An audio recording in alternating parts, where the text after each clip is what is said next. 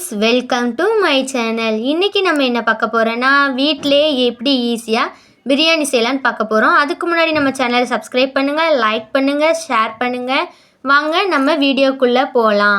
அதுக்கு முன்னாடி 2 வெங்காயம் கட் பண்ணி வச்சுருக்கேன். இஞ்சி பூண்டு தேவையான அளவு எடுத்திருக்கேன்.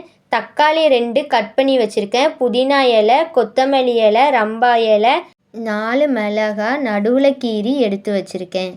ஒரு பிளேட்டில் பெருஞ்சீரகம், பட்டை, அன்னாச்சிப்பூ, கிராம்பு, பிரிஞ்சி இலை, கசகசா எல்லாம் தனியாக எடுத்து வச்சுருக்கேன்.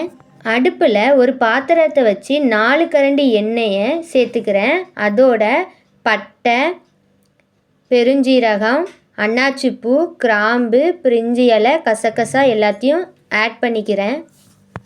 அது நல்லா பொன்னிறமாக வந்த உடனே நம்ம வெங்காயத்தை ஆட் பண்ணிக்கலாம். வெங்காயம் நல்லா வதங்குறதாண்டிக்கும் நல்லா கிளறி விட்டுட்டு, இப்போ பாருங்கள் வெங்காயம் நல்லா பொன்னிறமாக வந்துட்டு, இப்போ நம்ம தக்காளியை ஆட் பண்ணிக்கலாம்.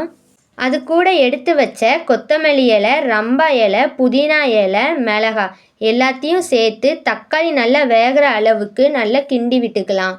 இப்போ பார்த்தாலே தெரியும் தக்காளி வெங்காயமும் நல்லா வதங்கிட்டு, இப்போ அது கூட நான் என்ன ஆட் பண்ணுறேன்னா இஞ்சி பூண்டு பேஸ்ட்டு ஆட் பண்ணிக்கிறேன்.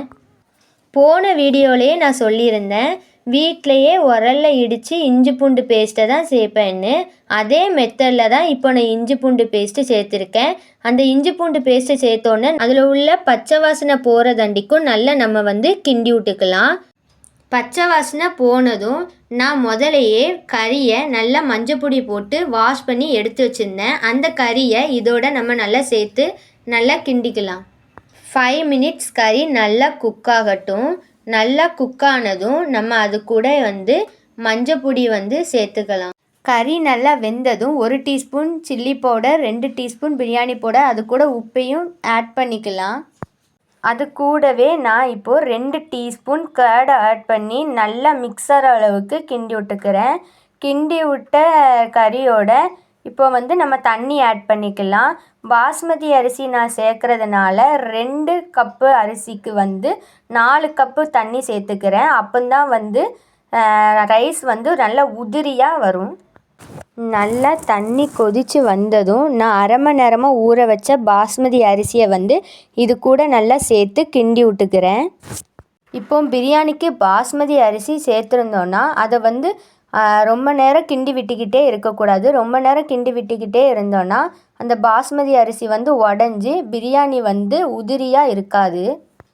தண்ணி வத்துறதாண்டிக்கும் பிரியாணியை நல்லா வேக விடலாம். வெந்ததுக்கப்புறம் பார்த்தாலே தெரியும் நல்லா உதிரியாக இருக்கிறது. இது கூட நான் நெய்யை சேர்த்து அதுக்கப்புறம் நம்ம தம்மு போட்டோன்னா நல்லா இன்னுமே உதிரியாக பிரியாணி கிடைக்கும். நான் ஒரு தட்டில் கங்கு வச்சு நான் தம்மு போட்டிருக்கேன். உங்களால் கங்கு வச்சு போட முடியலன்னா தண்ணி வச்சும் தம்மு போட்டுக்கோங்க. இப்போ கம chicken biryani ready. Thanks for வாட்சிங். அடுத்து என்ன சமைக்கணுங்கிறத நீங்கள் கமெண்ட் பண்ணுங்கள்.